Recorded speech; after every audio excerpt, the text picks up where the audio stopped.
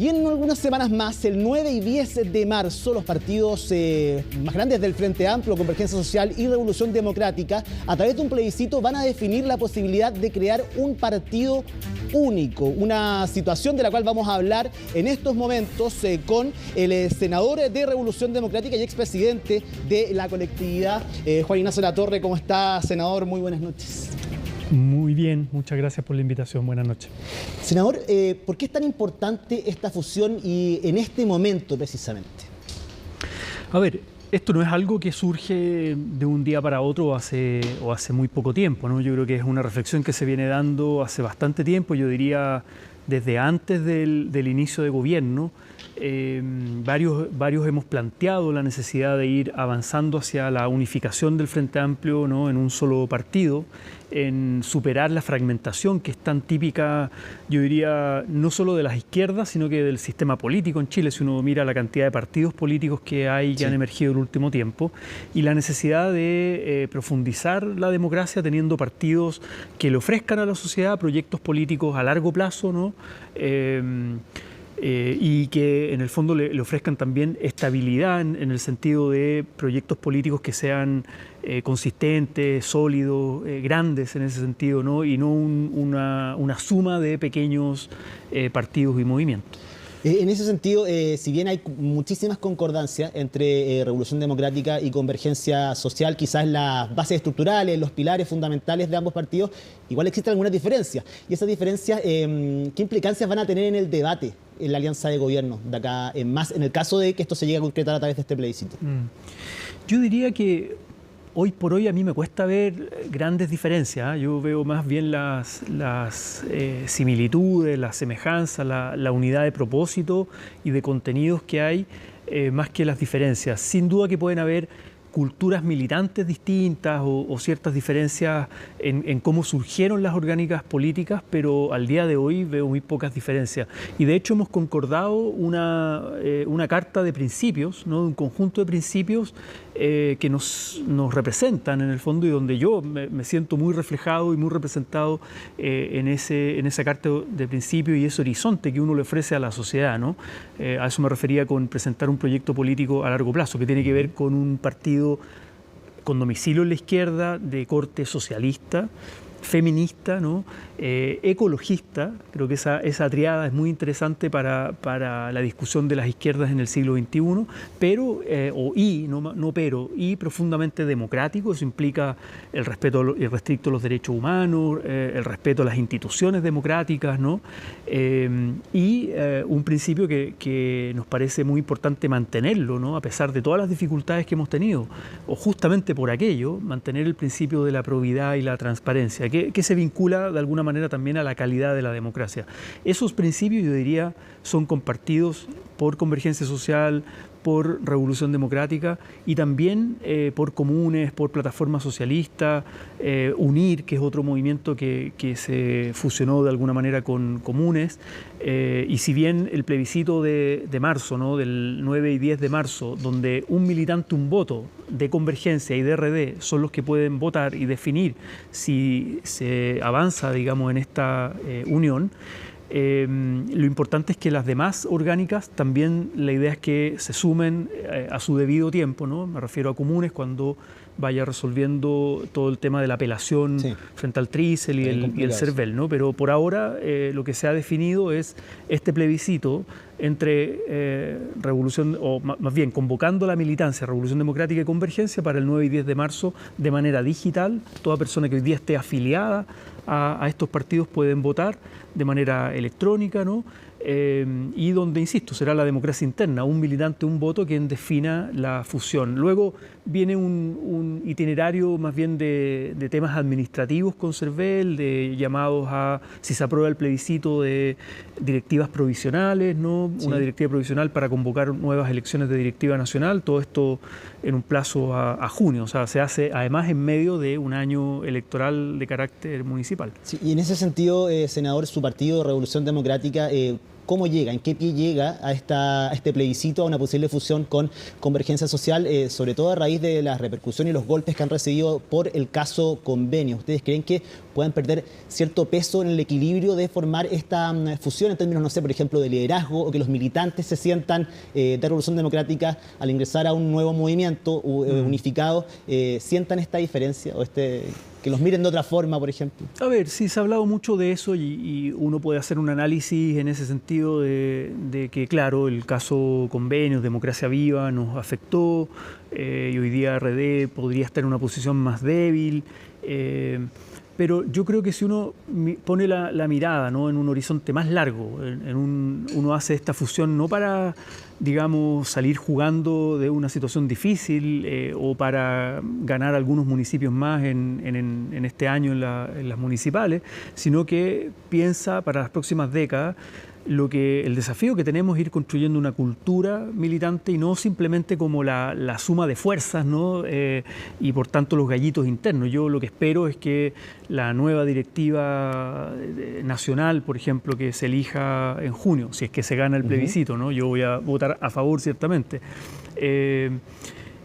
Sea una combinación de liderazgo, no tiene por qué ser de un solo sector, ¿no? Que las sensibilidades vayan intercambiándose, los aprendizajes, hay aprendizajes institucionales que nosotros hemos tenido en RD después de 12 años de historia que podemos poner a disposición y poner sobre la mesa. Hay culturas militantes que son interesantes, hay proyectos, ¿no? Por ejemplo, uno piensa en los gobiernos locales que ofrece Revolución Democrática hoy día son muy potentes, ¿no? El caso de Maipú, Viña del Mar, Valdivia, Ñuñoa, por nombrar algunos. Entonces, depende cómo se mire esto de los equilibrios de fuerza, pero yo diría, al menos mi actitud y mi llamado de alguna manera es a superar esta lógica como de gallitos internos, de correlación de fuerzas internas y construir un partido potente para Chile, abierto además al mundo independiente que se siente identificado con estos principios. Y en ese sentido nadie sobra, digamos, ¿no? Y todas las experiencias suman y por tanto se tienen que poner a disposición de este proyecto colectivo. Pasando a otro tema, pero relacionado con el caso Convenios, ¿cómo evalúa usted la decisión del presidente de la República de, pese a todas las presiones que ha recibido el gobierno, mantener a Miguel Crispi, esperar a que declarara? Él ha dicho en innumerables ocasiones que cuenta con su confianza, en una decisión que no debe ser fácil para el presidente, porque ha tenido otros problemas también, eso se le suma, esta presión mediática y presión política por saber qué va a pasar con Miguel Crispi. ¿Cómo evalúa usted esa decisión del presidente hasta el día de hoy? O sea, lo que hemos dicho siempre es que estos cargos son cargos de confianza del presidente de la República. Un jefe segundo piso es alguien que está acompañando permanentemente al presidente, su gabinete, las decisiones, está haciendo seguimiento de las políticas públicas también y por tanto es un cargo de confianza. Y mientras Miguel Crispi no tenga ninguna responsabilidad en un caso de irregularidad o de corrupción, obviamente no tiene por qué salir, ¿no? Es como, para mí es algo evidente, además de lo que se le imputa, por una cosa es que hay una querella contra él, entiendo que de gente del Partido Republicano, por tanto con una también connotación política, ¿no?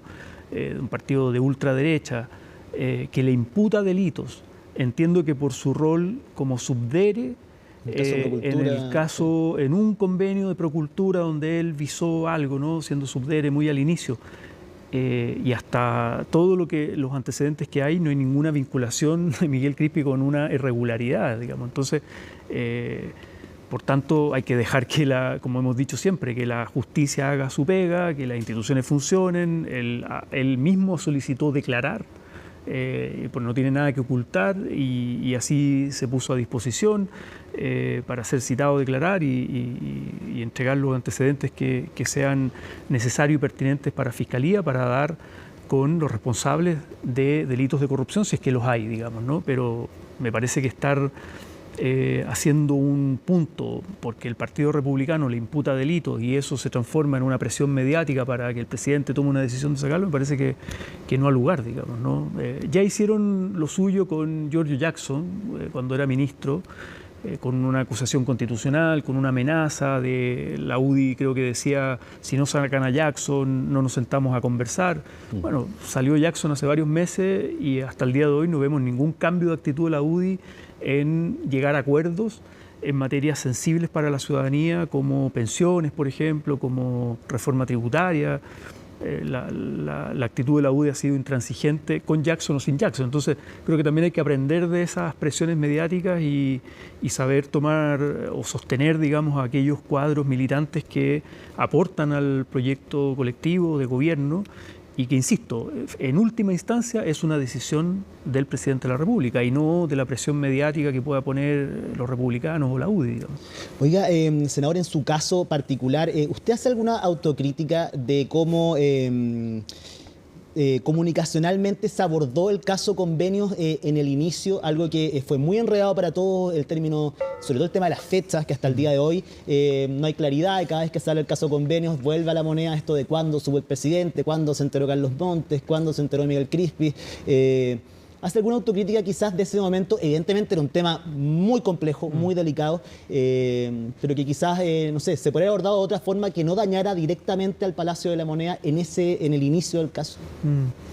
A ver, sin duda alguna, frente a estos hitos, ¿no?, que ocurren y que impactan profundamente, y a mí me tocó enfrentarme como presidente de partido, sin duda que uno tiene que hacer reflexiones y autocrítica, y lo he hecho creo que acá mismo con Fernando Paulsen, poco tiempo después de salir, bueno, hace ya algunos meses, lo he hecho en distintos espacios, y creo que uno tiene que estar siempre expuesto a esa crítica y esa autocrítica, ¿no?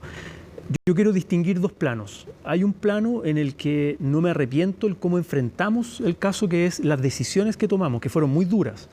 Me refiero a expulsar a Daniel Andrade y a Carlos Contreras. Eso se hizo en muy pocos días, en el fondo, y fue una decisión no mía, de capricho personal, sino que fue una decisión que empujamos como directiva con el Consejo Político, con el Tribunal Supremo, o sea, fue colectiva.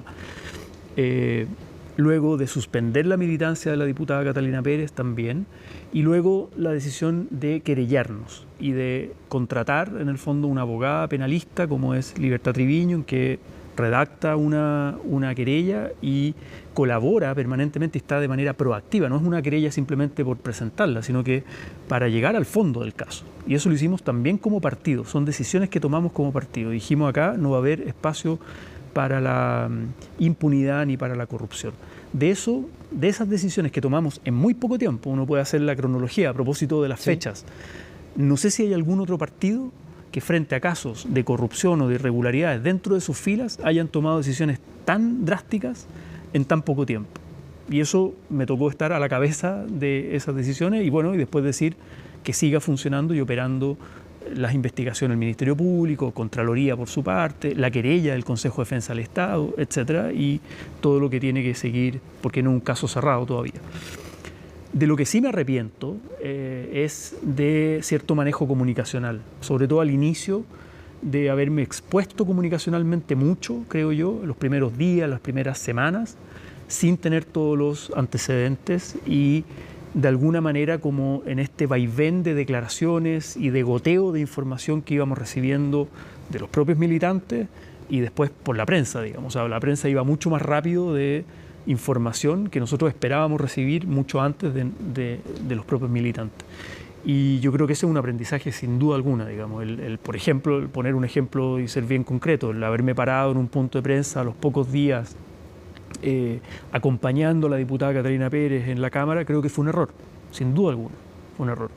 Ahora, la información con la que contaba o la intención que yo tuve al momento o las versiones que creí en un inicio, ciertamente uno después puede sopesar y decir, sabes que acá hubo errores de calibrar, de exposición, de manejo comunicacional, de un asedio que también que fue muy brutal, digamos, un asedio. ¿Usted considera que le mintieron también o le ocultaron información en momentos clave, por ejemplo? Yo esperaba, y fue algo que pedimos desde unos días antes de que saliera pública la información, pedimos información, pedimos que nos entregaran todos los antecedentes y esa información no llegó a tiempo y fue como llegando por goteo y a veces, insisto, por la prensa, mucho más rápido de que por los propios militantes involucrados. Entonces, No sé si la intención fue que nos mintieron, ocultarnos información, protegerse, no sé cuál fue la intención de ellos, pero sin duda alguna que frente a un caso de irregularidad, al menos de irregularidad, de decir, oye, tú sospechas que acá puede haber algo raro, ¿no?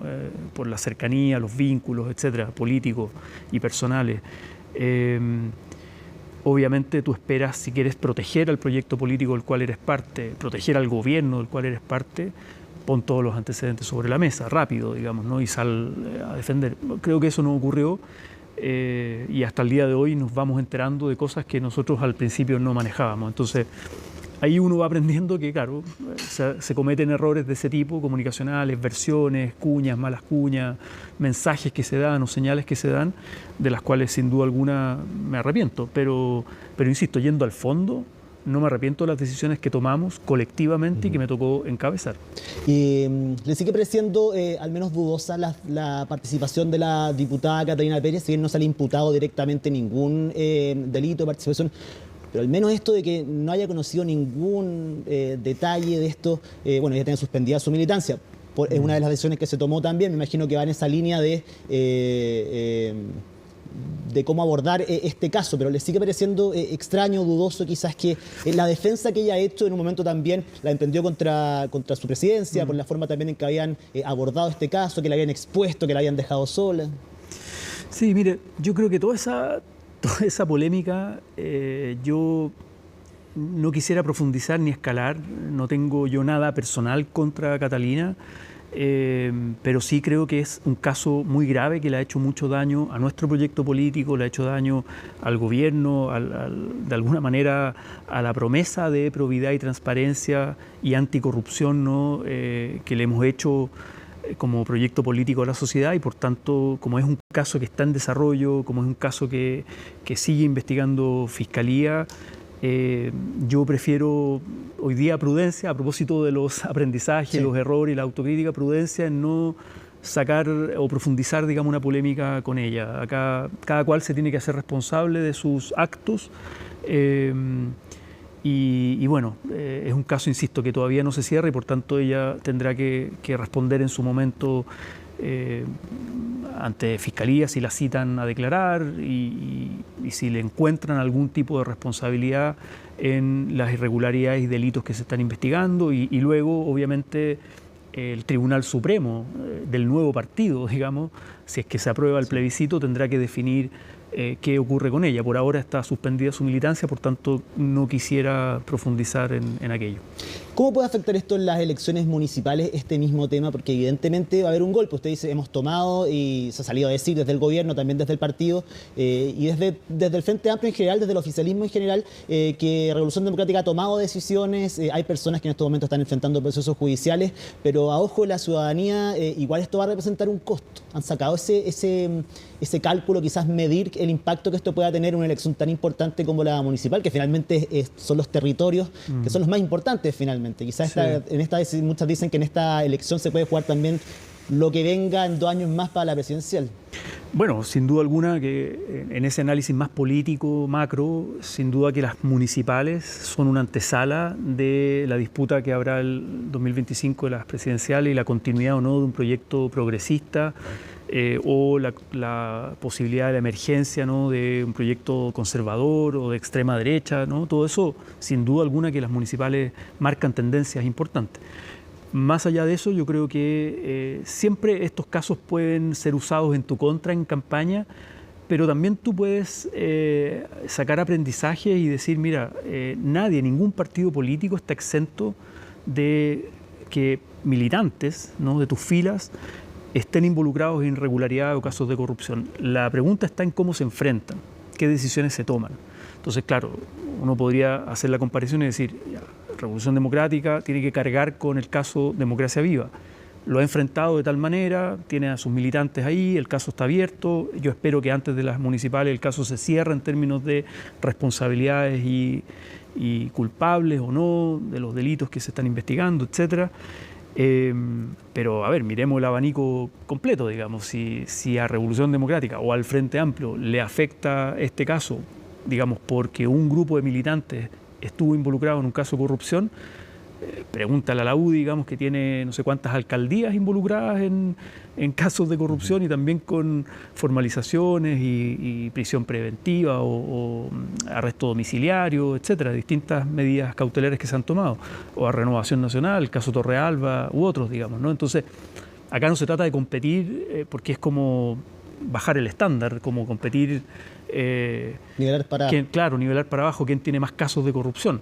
Pero insisto en el punto, la pregunta es cómo se enfrentan y luego también qué referentes de gobiernos locales estás presentando a la ciudadanía. Y en ese sentido yo creo que nosotros tenemos muy buenos referentes de gobiernos locales que nos representan, ¿no? Como Tomás Bodanovich, Macarena Ripamonti, Carla Atman, y como Frente Amplio, Valeria Milipillán en Quilpué, por nombrar algunos, ¿no? Y que son, de alguna manera, están mostrando el tipo de liderazgo que este proyecto político quiere ofrecer a Chile en otras comunas también, en otras regiones, en otras comunas de distintas características sociodemográficas, ¿no? De composición socioeconómica, cultural, etcétera. Porque todo esto como que está centrado, ¿no? en algunas ciudades importantes, ¿no? Pero creo que se disputan casi 350 comunas. Entonces, a mí me parece que eso es lo que también la gente tendría que calibrar, ¿no? ¿Qué tipo de liderazgo, qué tipo de proyecto, qué tipo de gobiernos locales le estamos ofreciendo a la ciudadanía? Y creo que el Frente Amplio, con humildad, en un periodo puede mostrar ciertos avances, ¿no? Y en ese sentido, ya más en la interna política, ¿qué le ha parecido esta disposición, esta idea del Partido Socialista de igual forzar primarias, al menos, en algunas comunas importantes, por ejemplo Santiago, la alcaldesa era así, Hasler, en el caso con Ismael Calderón, pero también ahora trascendió la posibilidad de que el Partido Socialista presente también una precandidata en Ñuñoa, comuna donde está Emilia Ríos, que es justamente una de las alcaldesas de Revolución Democrática. Para usted ese debate... ¿afecta la alianza, la unidad? Eso sí, ¿se debería respetar, no sé, por usted, por ejemplo, el que mantiene a rajatabla, respetar los procesos que hay de alcalde, o evidentemente está bien que se vayan a disputar todos los territorios, no solo esto, pero por supuesto Revolución Democrática podría pedir también ir a disputar otros territorios donde hayan alcaldes del socialismo democrático, o es mejor respetar al que ya está? Sí, a ver, primero decir que esto es parte de una negociación que tiene sus plazos y que las actuales directivas y equipos electorales están desarrollando. A mí cuando me tocó ser presidente, estas conversaciones, claro, se iniciaron, todavía no había ninguna decisión tomada y se conversaba del criterio el que mantiene respecto de quién puede ir a la reelección, ¿no? En ese caso, por ejemplo, Emilia Ríos lleva solo un periodo. Y a menos que alguien diga, mira, hay un caso que está complicado, no sé qué, pero ella lleva un periodo, se podrá hacer la evaluación de su gestión, pero tiene todo el derecho a repostularse, ¿no? Y si uno lo mira en términos de lo que hemos sí decidido nosotros como Frente Amplio, que es una alianza y una unidad de izquierda y de centro izquierda lo más amplia posible para enfrentar a la derecha en las municipales, que eso implica invitar a la democracia cristiana, eso implica que todos los partidos tienen que poner sobre la mesa y decir, mira, ¿dónde tengo cartas, dónde tengo pretensiones, dónde puedo ir a la reelección, dónde no puedo ir a la reelección? Entonces, mi impresión es que si se acepta ese criterio, claro, no deberían haber primarias en aquellas comunas donde hay candidaturas que pueden ir a la reelección, porque de lo contrario estás forzando o estás abriendo la puerta a que también en otras comunas donde hoy día son, no sé, alcaldes del Partido Socialista o del PPD, etcétera, o los radicales, uno diga vamos a competirle ahí donde ellos pueden ir a la reelección. Eso creo que complejiza más la negociación. Ahora, insisto, todo eso es una negociación que tendrá que llegar a ciertos plazos. Nosotros nunca le hemos temido a las primarias, al contrario, pero también hay que calibrar cuántas primarias somos capaces de realizar en todo el país, porque las primarias, a diferencia de la elección de octubre, digamos, es sin devolución. Por tanto, es puro gasto para los partidos, ¿no? Puro gasto económico para los partidos. Entonces, yo diría, mira, a veces hay estrategias de negociación de los partidos, de poner precandidaturas como eso, como una demostración de fuerza para una negociación. Lo complicado es que tú abres la puerta a que esa misma creatividad surja, ¿no?, en otras comunas de esos partidos y termine complejizando un poco la negociación. Yo soy optimista respecto a que vamos a llegar a un buen acuerdo desde la DC al Partido Comunista y también con muchos independientes del arco progresista en estas elecciones municipales. Por último, senador, le quería preguntar el caso de la alcaldesa Macarena Ripamonti. Se presentó una querella el día de hoy en su contra por las responsabilidades que puede haber tenido por las 4 muertes en el Jardín Botánico. Ella ha dicho, bueno, ha hablado de falta de humanidad por parte de estos abogados que se están aprovechando de las familias. Le quería preguntar por ese caso en particular, pero también saber si es que evidentemente acá puede existir una responsabilidad del municipio en cuanto a los planes de emergencia, a la distribución territorial, que se haya faltado. ¿La molestia es por el momento en que se presenta la querella quizás o por el fondo de la querella? No, yo respaldo lo que ha dicho Macarena, la alcaldesa de Viña del Mar, en términos de que acá habría un aprovechamiento político, sobre todo si uno mira el abogado que está detrás, ¿no? Las militancias, sí. Claro, gente vinculada a la UDI, que de alguna manera hay un aprovechamiento del dolor, un dolor extremo de vulnerabilidad de las familias para sacar rédito político o pegarle a un municipio que sabemos, una alcaldesa que está bien posicionada y que la UDI estuvo muchos años ahí con Reginato y además a propósito de corrupción y irregularidades que bueno, están en investigación, pero sabemos que hay bastantes antecedentes para decir que sí hubo irregularidad y corrupción en la administración de la UDI, digamos. Entonces, dicho eso, lo que la alcaldesa ha planteado es que ella, con el cambio legislativo que hubo, ¿no?, del Cernapred, en el fondo, de pasar a un organismo y se le solicita a todos los municipios que presenten la actualización de sus planes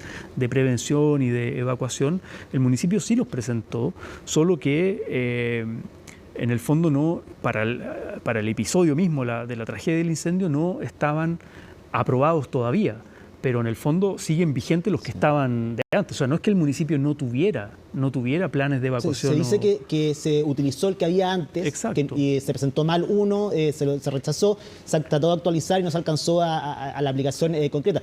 Igual hay una responsabilidad del municipio, nadie está diciendo que es culpa de la alcaldesa que haya sucedido el incendio, ni mucho menos, pero evidentemente, administrativamente, hay una responsabilidad de los municipios, no solamente en Viña del Mar, sino de todos los municipios que fueron afectados. O sea, a ver, acá primero con la actualización lo que hay son observaciones, hay un periodo como de observaciones y de tiempos en que se demora el organismo también en realizar estas observaciones y aceptar las correcciones. Y entiendo que en ese intertanto de tiempo, bueno, ocurre el incendio, pero no es que no exista un plan o que no sea adecuado. La pregunta que tenemos que hacernos en el fondo es, incluso existiendo ese plan actualizado, si esas muertes se pudieron evitar. Y al parecer, por la intencionalidad de los incendios, que hasta el día de hoy no tenemos responsables, pero sí hay indicios de los especialistas, de todos los especialistas, que acá hubo una intencionalidad de incendios en condiciones climáticas brutales, de calor, de viento, o sea, esa intencionalidad de carácter homicida. Y por más actualizado que tú tengas un plan de prevención o de evacuación, donde además el sistema también de alarmas funcionó, y por eso el gobierno ha pedido una auditoría, y en un contexto de verano, donde las calles se saturaron de manera muy rápida, o sea, hubo carros de bomba, testimonios, ¿no?, de carros de bomba que no alcanzaron a llegar porque estaban completamente las calles atochadas, ¿no? Entonces, eso supera con creces cualquier plan de prevención o de evacuación de un municipio. O sea, acá estamos hablando de una intencionalidad de incendios. No sé con qué fines, no tengo antecedentes. Algunos dicen que es con fines inmobiliarios, otros que es con fines de una ruta, otros que es con fines políticos. No sé con qué fines. Pero de que hubo intencionalidad, pareciera ser que está bastante claro, y eso amerita, dadas las consecuencias de homicidios, de pérdida de vivienda, de pérdida de biodiversidad, la más alta, o sea, ojalá una querella, ¿no?, por parte del gobierno, y las más altas responsabilidades penales para los responsables, pero esto excede las capacidades de un municipio. O sea, yo creo que esto superó con creces la capacidad del Estado en su conjunto. Y por mucho que un gobierno local tenga actualizado con timbre, digamos, los planes de prevención y evacuación, acá estamos muy retrasados también en términos legislativos. Hay proyectos de ley que todavía no salen del Congreso que tienen que ver justamente con esta regulación de plantaciones forestales, prevención de incendios y zonas urbanas. o de la reutilización, o digamos, el uso de suelo, el poder catalogar, ¿no?, un nuevo uso de suelo, o de sanciones al sector privado para prevenir con cortafuegos, etcétera.